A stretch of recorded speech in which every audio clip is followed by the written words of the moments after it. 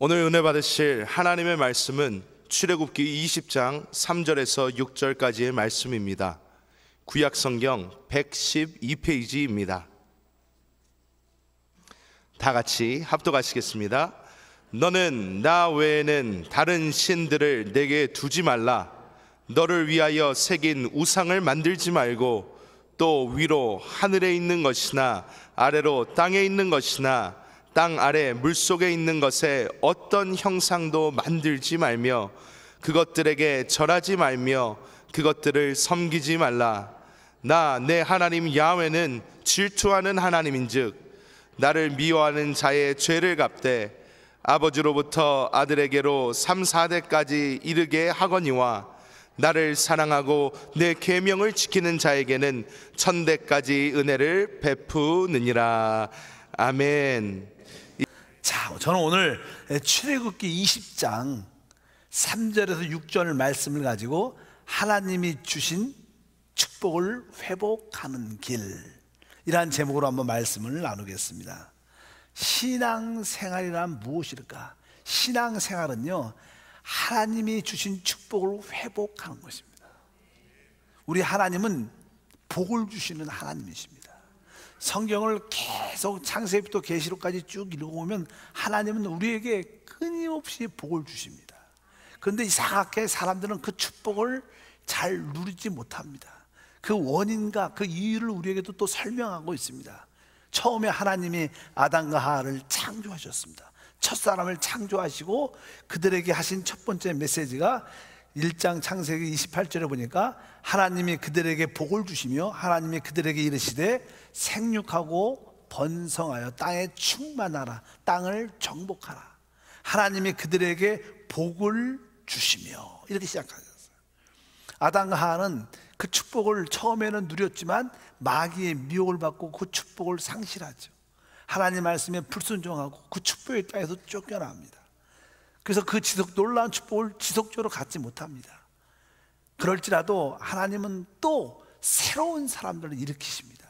결국 이 세상은 점점 타락이 깊어지고 죄가 관영해지고 하나님이 더 이상 참을 수 없는 상태가 이루어서 하나님도 할 수 없이 이 세상을 물로 심판을 하죠. 결국 그 가운데 노아의 가족만 구원을 받고 새로운 시대가 이 땅에서 시작됩니다. 그 새로운 시대를 시작하는 노아의 가족에게도 첫 번째 주신 말씀이 창세기 9장 1절 읽어보니까 하나님이 노아와 그 아들들에게 복을 주시며 그들에게 이르시되 생육하고 번성하여 땅에 충만하라. 하나님이 노아와 그 아들들에게 복을 주셨다. 그들도 그 축복을 마음껏 처음에 누렸습니다. 근데 시간이 지나면서 사람들은 이상하게 점점 타락을 하죠. 왜 그럴까요? 여러분, 이 땅에는요, 우리를 타락하게 하는 악한 원수가 있는 것을 기억하셔야 돼요. 점점 타락을 하고 결국 이 사람들이 하나가 돼서 바벨탑, 인간의 이름을 내는, 우리의 삶은 하나님의 이름을 높이는 것인데 인간의 이름을 높이는 바벨탑을 쌓자 하나님이 그 바벨탑을 결국 심판하시고 결국 모든 민족을 각적으로 온 지역으로 흩어버리십니다. 그래서 지금 우리 이런 나라와 많은 방언 백성들이 된 것입니다. 그리고 나서 이제 하나님은 소망이 없는 세상을 아시고 그 중에 복을 주기에도 또 한 사람을 그 중에 택하셨습니다. 그가 누구냐면 아브라함이었습니다.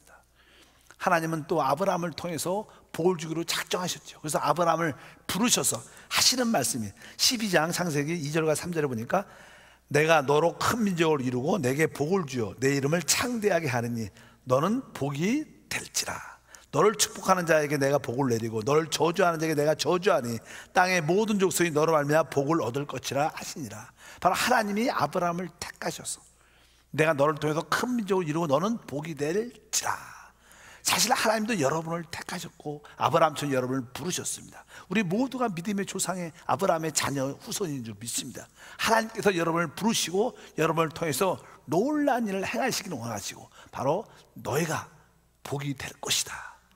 너를 축복하는 자는 축복할 것이고 너를 저주하면 내가 그들을 저주하겠다. 이러한 축복의 통로로 여러분을 삼으신 줄 믿습니다. 결국 아브라함에게 임했던 복, 결국 아브라함의 후손들이 이스라엘 백성들을 이루게 되죠.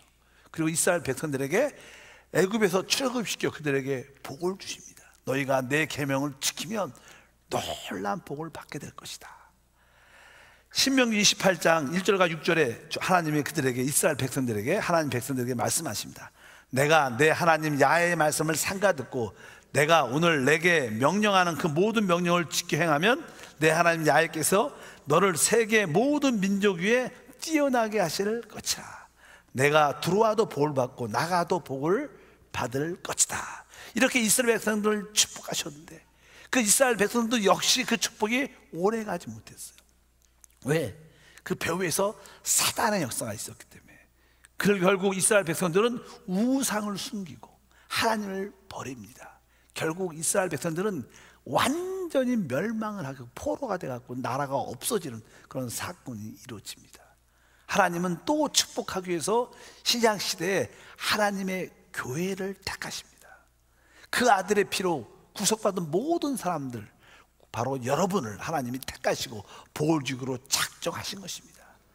근데 또 교회에 보면, 교회 역사를 보면 교회도 처음에 큰 부흥과 성장과 열매가 있다가 시간이 지나면서 세상에 점점 세속화가 되면서 교회도 타락하고 결국 하나님은 다시 한번 종교개혁을 일으키셔서 교회를 회복하기를 원하십니다.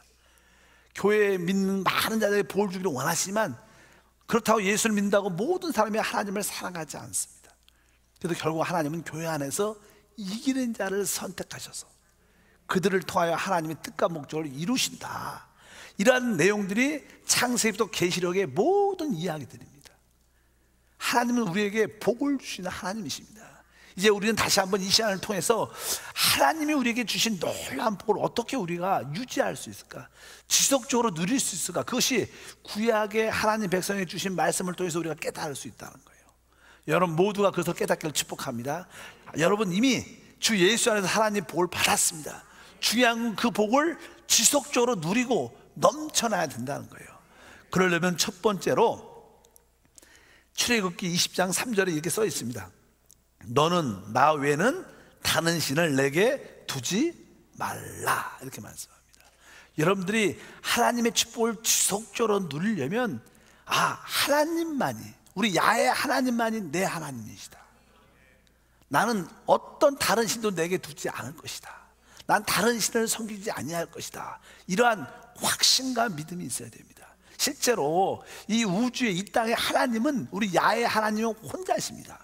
나머지 모든 신들은 다 창조되고 피조된 것들이에요. 우리 하나님만이 야훼 스스로 계신 분입니다. 그분만이 하나님이셔요. 그래서 우리 주님께서 말씀하죠. 나 외에 다른 신들을 두지 말라. 여기에 다른 신들을 두지 말라는 뜻은 원래는 이런 뜻입니다. 다른 신의 지배를 받지 말라. 다른 신의 뭘 받지 마요? 지배를 받지 말라. 사람은요 영적인 존재이기 때문에 영적인 누군가에 의해서 지배를 받게 돼 있어요. 야훼 하나님에게 지배를 받든지 아니면 다른 귀신이나 악한 영들에게 지배를 받든지 둘 중에 하나입니다. 중간은 없어요.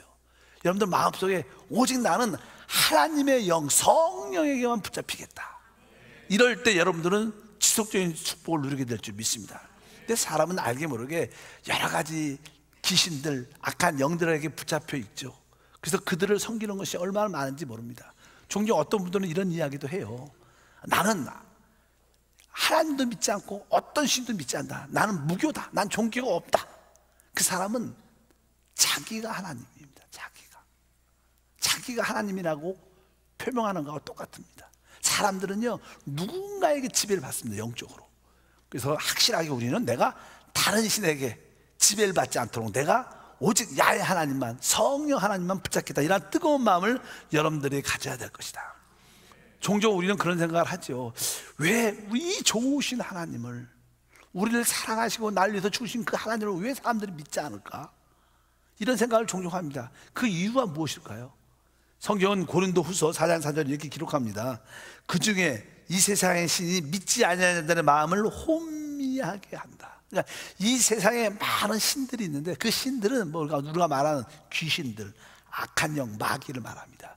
그런 이 세상의 신들이 사람들의 마음을 혼미케 해서 진짜 참된 하나님을 보지 못하고 듣지 못하게 만들기 때문에 하나님을 믿지 못한다는 겁니다.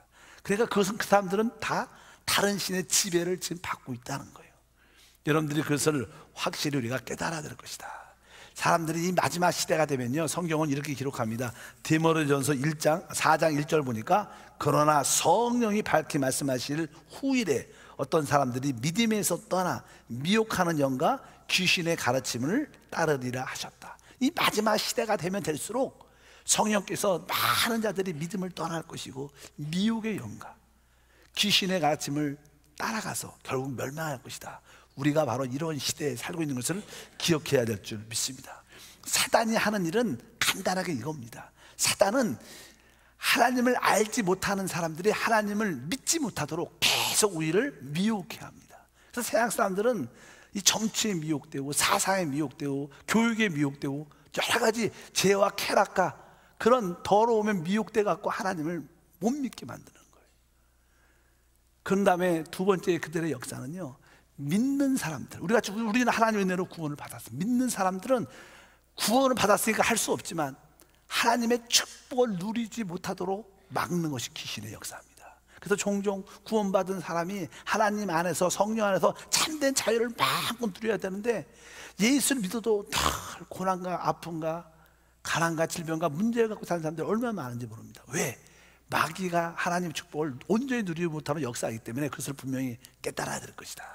하나님, 나는 오직 내 하나님 외에 다른 신을 두지 않겠습니다. 나는 다른 신의 지배받지 않겠습니다. 오직 성령으로 충만하여 오직 성령께만 붙잡히고 예수께 붙잡히는 그러한 하나님의 자녀가 되겠습니다. 이렇게 강력한 마음을 가져야 될 것이다. 성경은 에베소서 6장 12절에 말씀합니다. 우리의 씨름은 혈과 육을 상대하는 것이 아니요 통치자들과 권세들과 이 어둠의 세상의 주관자들과 하늘에 있는 악의 영들과 상대함이라. 그러니까 우리의 씨름은 악한 영들과 싸움이기 때문에 내가 그들의 지배를 받지 않겠다. 오직 성령의 지배만을 받겠다. 이러한 담대한 믿음과 은혜가 여러분 가운데 있기를 주님으로 축복합니다. 혹시 여러분들은 주 예수 외에 다른 신을 혹시 섬기지 않습니까? 어떤 분들은 알게 모르게 이상한 데 관심을 갖고, 보통 요즘에 보면요, 새해가 지난 지 오래됐지만 새해만 되면 사람들이 올해 내 운수는 어떤가 그래갖고 별자리로 점을 친다든가 이런 것들은 그 배후에 다 뭐가 있어요? 귀신의 역사, 이 세상의 신의 역사가 있는 거예요. 난 장난으로 보는 건데, 여러분, 모든 것이 작게 장난으로 시작했다가 귀신이 붙으면 거기서 헤어나지 못하는 것입니다. 별자리 운수, 또 점치는 거, 타로랑 카드 갖고 이렇게 점치는 그런 거, 요즘에 보면 그런 이야기가 많습니다. 또 어떤 문제가 있을 때마다 무당이나 그런 사람을 찾아가서, 이상한 종교에 찾아가서, 이런 것들이 다 뭐냐면 바로 다른 신의 지배를 받는 것이다. 다른 신을 섬기는 것인 걸 분명히 알아야 돼요. 여러분들이 분명하게 구별하셔서 우리 하나님 말씀, 나는 하나님 외에 다른 신을 섬기지 않겠다. 나는 다른 신의 지배받지 않겠다. 오직 성령에 붙잡히겠다. 이런 결단을 확실히 하면 예수 안에는 축복이 지속적으로 누릴 줄 믿습니다.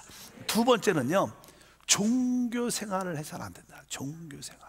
우리가 예수를 믿는 것과 종교 생활은 다릅니다. 그래서 현대 신앙인들은요, 기독교, 종교라고 말하면 안 됩니다. 우리는 살아있는 하나님을 섬기는 거예요. 종교는 죽어있는 하나님을 섬기고 귀신을 섬기는 겁니다. 사람들이 종교라는 것은 내 열심으로 내 노력으로 하나님을 기쁘게 하겠다, 이러한 의지가 포함되어 있어요. 종교라는 것은 내가 열심히 하나님을 기쁘게 해서 복을 받겠다. 그러니까 하나님을 내가 열심히 해서 하나님을 기쁘게 하려면 수고하고 노력이 필요한 거예요. 근데 수고하고 노력이 얼마나 힘든지 모릅니다. 오늘 말씀에 주님께서 그런 종교인들에게 하시는 말씀이 마태복음 11장 28절 읽어볼까요? 수고하고 무거운 짐진 자들아 다 내게로 오라, 내가 너희를 쉬게 하리라. 수고하고 무거운 짐진 자들, 여러분 종교 생활을 하는 사람들은 이게 다 수고와 무거운 짐을 지는 거라고 변합니다. 신앙생활은요, 어떤 형식과 의식을 지키는 것이 아니라 하나님 아들에게 오는 것이고 그 안에서 안식을 갖는 것이다. 오늘 교회 여러분들이 올 때도 어떤 사람은 이 주일날 오는 게 피곤하고 힘들고 안 갈 수는 없고, 부인이나 남편이나 자녀들 때문에 이렇게 들들들 볶아갖고 내가 가야지 집안이 평화가 와. 내가 갈게. 그래갖고 오다가 교회를 오니까 교회 오는 게 수고하고 무거운 짐이야. 진짜 이런 분들은 종교를 가진 거예요. 진짜 신앙생활하는 사람은 교회에 온 게 행복한 거예요. 왜? 살아있는 그분을 뵈러 오니까 발걸음도 가볍고 아주 기쁘고 신나고, 그래서 그런 분들은 주일만 되면 얼굴이 반짝반짝하고 기쁘고. 여러분들은 어떻게 오셨어요? 오늘 수고하고 무거운 짐을 갖고 왔습니까? 아니면 진짜 자유한 가운데 해방 가운데 오셨습니까? 종교 생활은요, 예수 없이 하나님을 섬기는 거예요. 예수만이 하나님을 만나는 길입니다. 여러분의 수고와 노력으로 절대 하나님 기쁘게 할 수 있지 않다. 그것을 분명히 알아야 됩니다. 성경에 한번 이렇게 와죠. 무엇이 종교인가? 그것을 설명을 아주 자세하게 창세기 4장에 기록되어 있습니다. 창세기 4장에 3절에서 5절에 보면 가인과 아벨이 하나님께 예배하는 모습이 기록되어 있어요. 한번 읽어볼까요? 세월이 지난 후에 가인은 땅의 소산으로 제물을 삼아 야훼께 드렸고, 아벨도 자기의 양의 첫 새끼와 그 기름으로 드렸더니 야훼께서 아벨과 그의 제물은 받으셨으나 가인과 그의 제물은 받지 아니하신지라. 여기 보니까 아담이 있었죠. 아담, 첫 번째 사람 타락을 했죠. 하나님이 심판을 기다렸는데 하나님이 나타나셔서 심판 대신 복음, 구원의 말씀을 주셨습니다. 여자의 후손이 와서 그 뱀의 머리를 깨뜨릴 것이다. 그 구원의 메시지를 듣고 하나님이 그들 앞에서 짐승을 잡았습니다. 잡았다는 것은 그를 죽였다. 짐승을 죽여서 피를 흘렸겠죠. 그리고 그 가죽을 벗겨서 그들의 부끄러움, 죄를 다 덮어줬습니다. 그래서 아마 아담과 하가 그 축복의 땅에서 쫓겨났지만 자식을 낳았는데 뭐 가인도 아벨을 낳았어. 무엇을 하였습니까? 아이들한테 말했을 거예요. 야, 하나님 우리를 놀랍게 창조했다. 축복 가운데 창조했는데 엄마가 말이야 그 마귀한테, 뱀한테 속아갖고 말이야. 그러면 안 되는, 속아갖고 그냥 우리가 죄를 짓고 그냥 발가벗겨져갖고 한데 죽음을 기다릴 건데 하나님 나타나셔갖고 우리를 그래도 구원해 주시고, 하나님이 짐승을 우리 앞에서 잡으셔서 피 흘려 주고 그 가죽으로 우리의 부끄러움을 다 이제 우리는 죄인인 것을 깨달아야 된다. 이제 우리는 우리의 삶은 하나님을 만나는 것인데, 하나님을 만나려면 피의 제사, 늘 피를 가지고 우리가 죄인인 것을 인식하면서 하나님께 예배를 드려야 된다. 이런 이야기를 가인과 아벨한테 했을 거예요. 계속. 여러분 안 하겠습니까? 자식한테 그런 얘기를 많이 해줬거든요. 해도 몇 번씩 해주고. 근데 가인은 그 부모님의 영적인 말씀을 별로 심각하게 생각하게 안 들었어요. 항상 하나님께 나갈 때는 피의 제물을 가지고 나가야 된다. 이런 말씀을 했을 텐데, 여기 성경에 보니까 가인은 뭐라고 써 있어요? 아까 3절에 보니까 땅의 소산으로 제물을 땅의 소산, 자기가 열심히 수고하고 노력을 해갖고 자기가 그것을 아주 열심히 했죠. 그래서 그것을 하나님께 드렸는데 하나님이 그것을 안 받았다고 기록되어 있어요. 나쁜 제물이 아니에요. 자기가 최고의 수고와 노력을 한 거예요. 근데 하나님이 받지 않아요. 근데 아벨은 뭐라고 써있냐면 양의 첫 새끼와 그 기름으로 드렸다. 뭐 기름을 드리려면 그 당연하게 그 양을 잡아서 죽이고 그 피를 흘리고 그 기름을 드리니까 피의 제사를 드렸다는 거예요. 하나님의 계시에 따라, 또 부모님의 말씀에 따라 피의 제사를 드렸더니 하나님이 그 아벨의 제사는 받아들였다는 거예요. 오늘도 여러분들이 하나님께 예배할 때 여러분 안에 예수의 피가 있어야 되는 거예요. 하나님, 나는 죄인입니다. 오늘도 나에게 예수의 피가 필요합니다. 오늘도 예수의 피와 함께 주님께 나왔습니다. 주의 보혈로 씻어주시고 다시 한번 하나님께서 저를 사랑해 품어주시옵소서. 이렇게 여러분들이 예수의 제물을 드릴 때 하나님은 그 제사를 받아들인다는 거예요. 전혀 그런 예수의 피에 관계없이 그냥 내 노력과 내 수고를 가지고 하나님께 드린다면 하나님은 그것을 아름답게 받지 않는다. 그래서 우리가 이 말씀을 통해서 기억할 줄 믿습니다. 그래서 진정한 봉사는 무엇인가? 원래 봉사나 예배는 같은 말입니다. 성경에서, 신약에서 하나님께 봉사, 예배하는 자세는 무엇인가? 빌립보서 3장 3절에 기록되어 있습니다. 다 같이 읽어보면 하나님의 성령으로 봉사하며 그리스도 예수로 자랑하고 육체를 신뢰하지 아니하는 우리가 곧 할례 파라. 이게 무슨 뜻이냐면 하나님의 성령으로, 여러분들이 항상 성령이 내 안에 계시고 내가 성령과 함께한다, 이런 마음으로 아멘 하면서 예배를 드려야 된다는 거예요. 성령으로 예배와 봉사를 해야 되고, 우리는 누굴 자랑해요? 예수 그리스도, 그리스도 예수를 자랑하는, 여러분들이 순간순간 주 예수 늘 우리가 외치잖아요. 이렇게 주 예수, 오직 참된 이름은 예수밖에 없는 거예요. 우리의 이름은 공허하고 허무하지만 예수 이름을 부르면 구원을 받는 거예요. 여러분들 오늘 예배 드리면서도 하나님 주 예수, 주 예수, 나는 오직 주님의 이름으로 자랑합니다. 주의 이름을 높입니다. 그리고 바로 우리 육체를, 우리 자신을 신뢰하지 않고 오직 우리 안에 거듭난 영을 통해서 성령을 따라 주님을 섬기는 오직 진짜 예배와 봉사인 줄 믿습니다. 그럴 때 여러분들은 참된 예배, 종교 생활을 벗어날 수 있어요. 여러분, 종교 생활을 벗어나야 돼. 종교 생활하면 안 됩니다. 하나님의 성령으로 봉사하고 그리스도 예수를 자랑하고 육체를 신뢰하지 않는 사람이 진짜 예배를 드린 사람이다. 이럴 때 하나님은 우리에게 주신 그 축복이 우리 가운데 계속 부어집니다. 세 번째, 우리가 하나님의 지속적인 축복을 누리려면 우리는 우상을 가져서, 우상. 성경이 이렇게 말씀합니다. 출애굽기 20장 4절과 5절에 너를 위하여 새긴 우상을 만들지 말고 그것들에게 절하지 말며 그것들을 섬기지 말라. 한번 따라할까요? 우상. 여러분, 우상이 무엇일까요?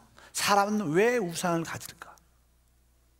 사람들이 우상을 가지고 만드는 이 우상은요, 자기의 행복을 위해서, 자기의 안전과 자기의 축복을 위해서 우상을 갖기를 원합니다. 나의 안전, 나의 행복, 나의 축복을 위해서 사람들은 자기를 지켜주는 우상을 갖기를 원해요.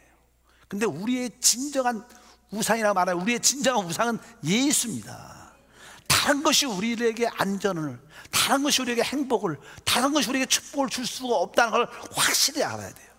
근데 우상을 가진 사람들은 그것을 모르는 거죠. 많은 사람들이 자기의 행복과 안정과 축복을 위해서 우상을 갖기를 원합니다. 뭐 스포츠 선수들이 종종 자기 여기 마스코트 같은 거, 나 이걸 해야지 게임도 잘 되고 아주 안타도 치고 골도 넣고 막 이런 사람들 많습니다. 스포츠 계통에 또 많은 연예인도 그런 것도 많아요. 그것이 뭐예요? 그것도 우상이에요. 왜? 자기를 지키고 보호하는 것들. 우리들도 종종 혹시 내 마스코트, 난 이거 갖고 다녀야지 좋은 일이 나고 잘 될 것 같아, 이런 마스코트, 우리의 마스코트 진짜 그것은 예수입니다. 예수가 나의 모든 보호, 안전, 축복을 얻는 것을 깨달아야 됩니다. 그래서 하나님은 우상을 갖는 것을 원치 않아요. 우상에는 왜 그런 뜻인가? 우상이라는 것은요, 내가 그것을 사랑한다는 거예요. 사랑한다는 거예요. 우리 모든 친구들, 여기 중학생들, 초등학생들, 고등학생까지 연예인들을 어떤 우상으로, 스포츠 어떤 선수를 우상으로 주로 삼죠. 막 그들을 보기 위해서 뭐 방송국도 가고 아주 운동장에서 살고 길가에서 살고 그런 자녀들 종종 돼요. 우상, 거기에는 뭐야? 사랑이라는 게 포함돼요. 우리는 하나님을 사랑해야 되는 거예요. 다른 것을 사랑하면 안 되는 거예요. 뭐 다른 걸 또 사랑하지만 그것은 첫 번째가 돼서는 안 된다는 거예요. 어떤 친구들은 학교도 안 가고 그냥 그 연예인 한번 보려고 자리에 앉아 끝까지 기다려요. 얼마나 사랑하고 보고 싶고 좋아하면 그러겠어요. 그들에는 오직 사랑이 거기에만 꽂혀 있는 거예요. 근데 우리의 사랑은 주 예수가 돼야 된다. 우리 하나님께서 우상을 가진 사람은 우리 하나님이 진짜 싫어하셔요. 왜? 하나님이 두 번째가 되고 세 번째가 되니까 하나님은 질투가 있으셔서요, 첫 번째가 아니시면 되게 싫어하십니다. 믿으시면 아멘. 하나님이 여러분이 다른 것을 첫 번째 갖잖아요. 그럼 하나님이 그것을 조금 이렇게 못 갖게 하시는 그런 역사도 실제로 있습니다. 여러분들이 하나님이 첫째 돼야 된다. 그래서 여러분들이 우상을, 어떤 것이 우상이냐, 그래서 종종 우리 신앙생활에서 자기의 가족이 우상이 되는 사람들 많아요. 우리는 가족을 사랑해야 되지만 그 가족조차도 하나님보다 우선되면 안 됩니다. 여러분, 가족보다 하나님이 영적인 것이 우선인 것을 기억하셔야 됩니다. 그 성경은 아주 강하게 말합니다. 아주 구약의 제사장들이 하나님을 섬기는 자들인데 그들은 설사 가족이 죽어도 하나님보다 우선될 수 있지 않다, 이런 말씀이 써 있어요. 여기 보니까 민수기 6장 7절 읽어보니까 그의 부모 형제 자매가 죽은 때라도 그로 말미암아 몸을 더럽히지 말라. 그러니까 하나님을 섬기는 자들은요, 가족 식구들의 그 애정 때문에 하나님을 섬기는 것을 뒤로 물러낸다든가 두 번째가 돼서 안 돼. 어떤 상황 가운데도 하나님이 첫 번째 돼야 돼. 왜? 그분만이 살아있는 분입니다. 그리고 두 번째로 아주 강하게 가정에 대해서 이렇게 말씀하죠. 누가복음 14장 26절부터 읽어보니까 무릇 내게 오는 자는 자기 부모와 처자와 형제와 자매와 더욱 자기 목숨까지 미워하지 않으면 능히 내 제자가 되지 못하고. 그러니까 우리가 부모, 자식, 처자, 자녀보다도 주님을 더 사랑해야 제자가 된다는 거예요. 이것은 가족 식구를 사랑하지 말라는 뜻이 아니라 항상 우리의 첫 번째는 하나님이 된다. 이것이 있어야, 그렇지 않으면 가족도 우상이 될 수 있다. 종종 자녀를 키우다 보면 그런 경우가 있어요. 중학생에서 고등학교 가고 고등학교에서 대학 가는 게 참 중요하지 않습니까? 그러니까 너 좋은 고등학교 가고 좋은 대학교 가려면 너 교회는 대학교 가서 갈 수 있어. 그러니까 너 주일날도 학원 가고 너 그냥 일단 교회 1년은 빠져. 교회 안 와도 돼. 공부 대신 열심히. 이렇게 하고 종종 부모와 자식이 타협을 해서 엄마가 그러죠. 공부가 중요하니까, 대학이 중요하니까.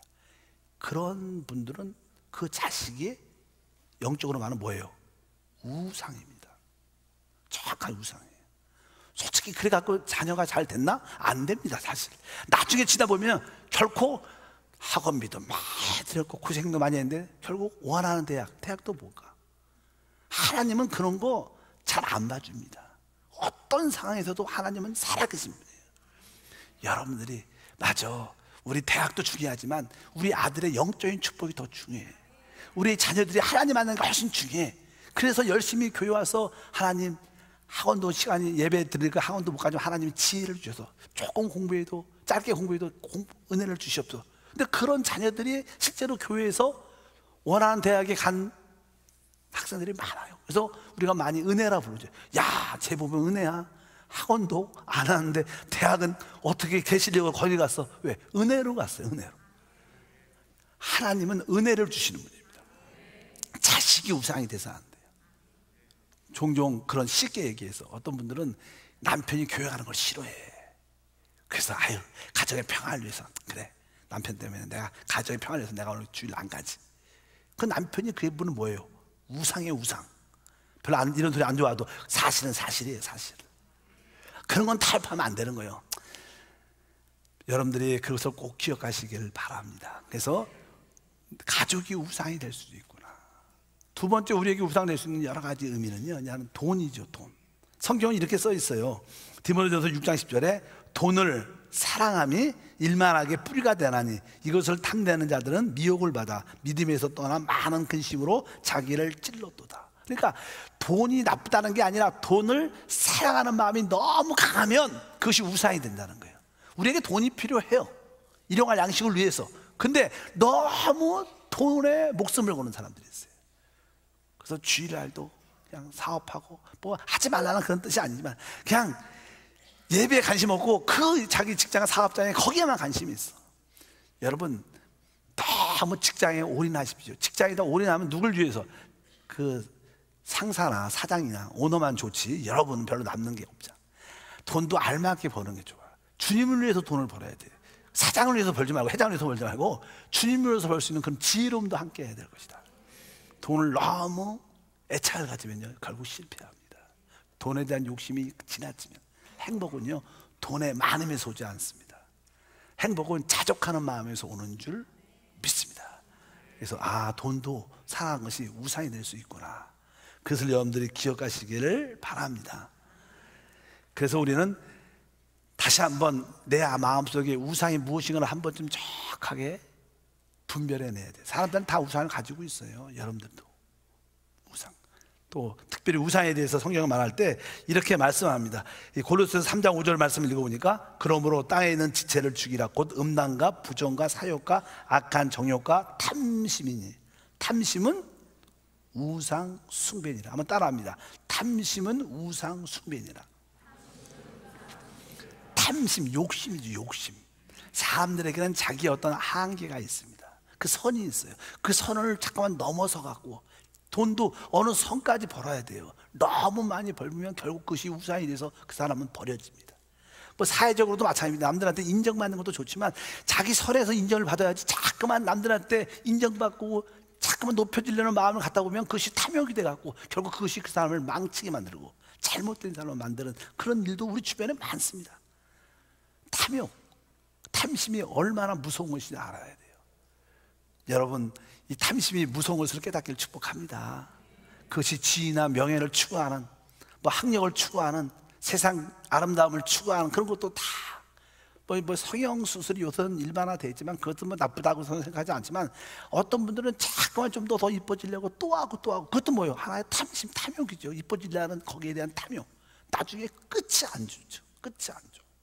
탐심은 결국 우리를 망하게 만들어요. 왜? 그것은 우상숭배고 하나님은 그것을 결코 기뻐하지 아니할 것이다. 그래서 우리 안에 이러한 우상의 혹시 요소가 있나 다시 한번 점검해 봐야 돼요. 혹시 내 가족이, 혹시 내가 돈을 너무 사랑하는 것이 우상이 아닌가, 또 나에게 탐심, 다른 것에 대한 쥐와 탐욕 같은 것이 있지 않는가. 그럴 때 우리는 결국 실패할 수밖에 없다. 그래서 마귀는 어찌하든지 우리에게 우상을 갖게 만들어주는 거. 우상을 갖게. 우상을 만들면 그 사람은 타락하니까, 정확하게. 그래서 여러분들이 우리가 이제 기도할 때 마지막으로 이 세 가지를 잠깐만 갖게, 다른 신에 지배받고 종교생활하게 만들고 우상을 갖게 하는 역사는 누가 하냐? 마귀와 악한 영과 귀신이 한다는 거예요. 그래서 우리는 그것을 어떻게 쫓아내야 돼요.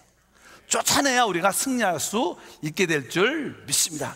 그러니까 하나님의 지속적인 축복을 누리려면 이 마귀를 쫓아내고 악한 영을 묶어버리고 귀신을 쫓아내야 된다. 그래서 성경은 강력하게 거기에 대해서 말씀합니다. 야고보서 4장 7절 읽어볼까요? 그런즉 너희는 하나님께 복종할지어다. 마귀를 대적하라. 그래야만 너희를 피할 것이다. 그러니까 마귀를 대적하라. 따라합니다. 마귀를 대적하라. 잠깐 마귀가 우리 가운데 역사하니까 우리 마귀를 대적해야 돼. 물러가라. 마귀야, 내게서 물러가라. 우리 가정에서 물러가라. 이렇게 밀어내야 된다는 거예요. 마귀를 대적해야 됩니다. 또 우리 배후에는 악한 더러운 영, 미혹의 영, 악한 영들이 역사합니다. 자꾸만 안 좋은 일들을 잠깐 만들어냅니다. 그래서 성경은 이렇게 말씀합니다. 마태복음 12장 29절에 사람이 먼저 강한 자를 결박하지 않고서 어떻게 그 강한 자의 집에 들어가 그 세간을 강탈하겠는가? 결박한 후에 그 집을 강탈할 것이다. 결박이란다. 결박. 그러니까 우리는 우리 공중에서 역사하는, 배후에서 역사하는 악한 영을 어떻게 해야 돼요? 결박해야 돼요. 어둠의 영은 결박을 나가라.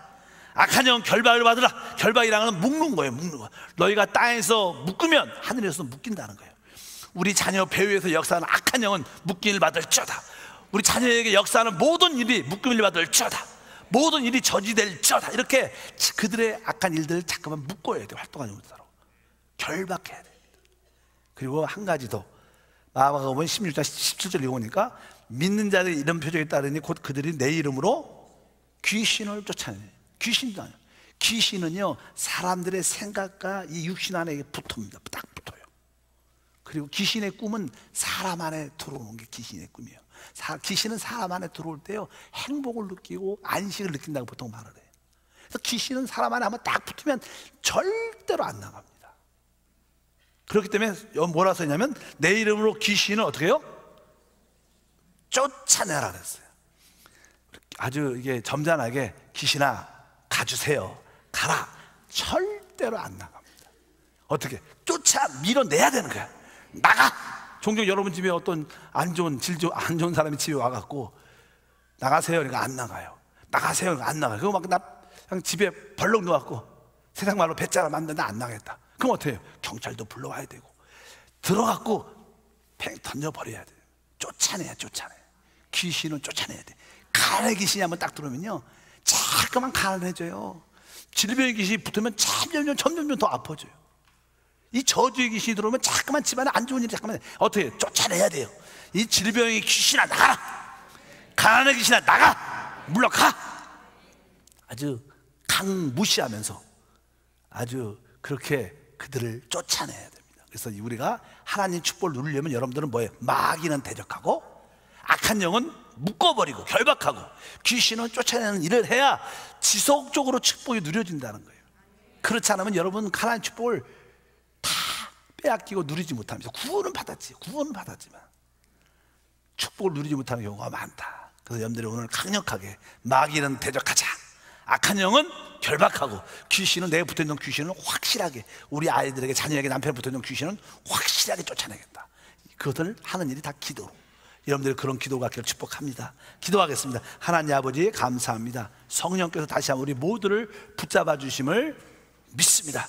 하나님은 우리에게 복을 주시는데 우리가 그 복을 누리지 못하는 이유를 다시 한번 발견하게 도와주시고, 혹시 하나님 외에 다른 신의 지배를 받지 않는가 점검하게 도와주시고, 혹시 내가 종교 생활을 하는지 점검하게 도와주시고, 내 안에 우상이 있는지 점검하게 도와주시고, 이제 그런 것이 있다면 강력하게 마귀는 대적하고 악한 영은 묶어버리고 귀신은 쫓아내는 기도를 하게 도와 주시옵소서. 예수 이름으로 기도합나이다. 아멘.